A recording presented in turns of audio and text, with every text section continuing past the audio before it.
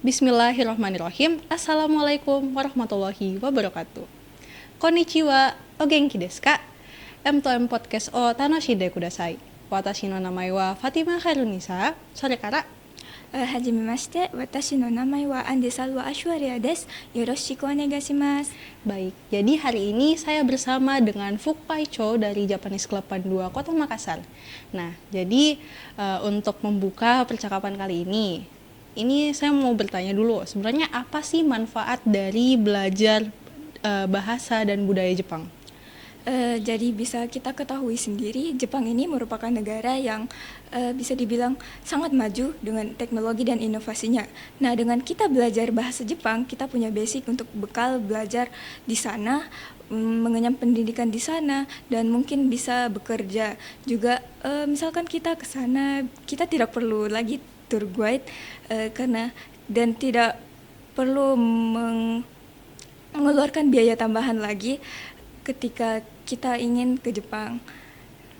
Dan dengan belajar bahasa baru ini kita bisa mendapat relasi bukan cuma dari negara sini-sini saja, negara lain dan internasional yang lainnya.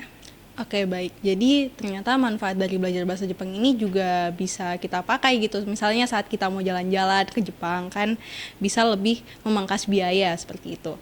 Nah, kemudian belajar bahasa Jepang ini kan mungkin pasti akan sulit bagi sebagian besar orang. Nah, apa sih tips biar mudah mempelajari bahasa dan budaya Jepang ala Salwa? Jadi sebenarnya tips yang biasanya paling efektif itu kita harus pertama suka memang dengan budayanya. Dengan kita suka, mungkin kita dapat lebih enjoy dan lebih gampang untuk pelajari bahasa baru atau budaya baru. Nah, biasanya tips paling enjoy untuk belajar bahasa baru ini dengan mungkin menonton yang berbau budaya tersebut seperti anime atau mungkin kita main gamenya yang berbahasa Jepang. Nah, dengan itu kita dapat lebih gampang mempelajarinya. Terus kalau misalkan kita memang ingin belajar bahasa Jepang dengan lebih serius, kita mungkin bisa mulai dari belajar kosakata yang sering diucapkan oleh orang Jepang. Terus mungkin kita bisa belajar dari bagaimana cara kita menulis huruf-huruf Jepang, karena huruf Jepang itu bukan cuma satu, itu ada mungkin 3, kayak hiragana, katakana, dan kanji. Nah, untuk mengetahui bagaimana cara kita membacanya, terus pasti kita harus mempelajari bagaimana huruf-huruf itu disebutkan. Oke, baik. Jadi untuk belajar bahasa Jepang ini sebenarnya agak complicated gitu. Jadi biar lebih mudah kita bisa mulai dari nonton misalnya kayak series Jepang gitu, biar kita punya dorongan untuk belajar lebih dalam mengenai bahasa dan budaya Jepang. Nah, tapi kita juga harus tahu dong apa manfaat dari belajar bahasa Jepang ini. Mungkin teman-teman juga penasaran, jadi mari kita dengarkan apa ada manfaat dari belajar budaya Jepang atau bahasa Jepang.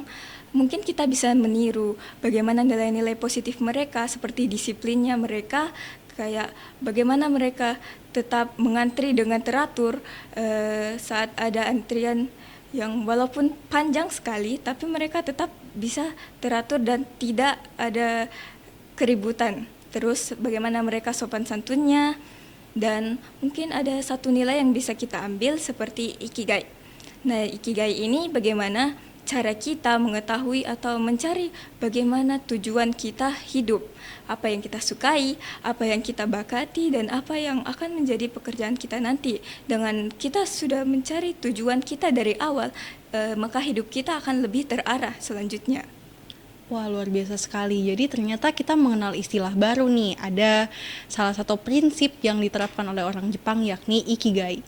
Nah, selanjutnya di Mandua Kota Makassar ini kan ada Japanese Club. Mungkin saudari mau menjelaskan sedikit mengenai Japanese Club Mandua Kota Makassar. Japanese Club Mandua Kota Makassar ini sebenarnya klub bahasa yang kita sediakan disediakan sekolah untuk mewadahi siswa-siswi Mandua Kota Makassar yang memiliki bakat atau minat dalam budaya Jepang atau bahasa Jepang. Nah, di Mandua sendiri, Japanese Club-nya terbagi atas 3 divisi, divisi sejarah, divisi seni, divisi bahasa. Divisi sejarah, tentunya kita akan belajar sejarah-sejarah Jepang, bagaimana zaman-zamannya Jepang, mulai dari awal hingga akhirnya.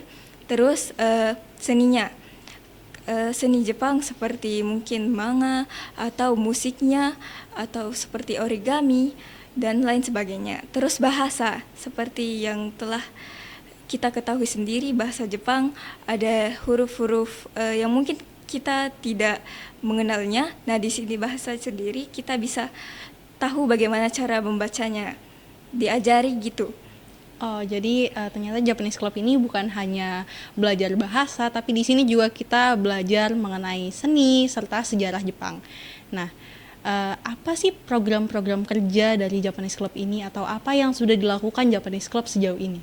Sejauh ini program besar yang sering kita lakukan setiap tahunnya yaitu Bunkasai.